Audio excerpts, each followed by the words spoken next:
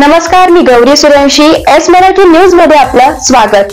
वळूयाच्या बातमीपत्राकडे. देवळा येथील बसस्थानकावर चढत असताना अनोळखी चोरट्याने महिलेच्या हातातील 1.5 लाखांच्या किमतीची सोन्याची पाटली नकळत लंपास केली. सोमवारी हा प्रकार घडल्याने सर्व प्रवासी वर्गामध्ये एकच घबराटीचे वातावरण निर्माण झाले.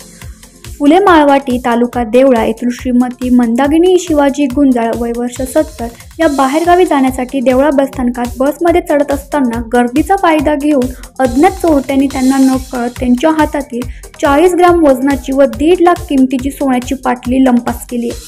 हा प्रकार लक्षात येताच श्रीमती गुंजाळ यांनी देवळा पोलीस ठाण्यात फिर्याद दिली.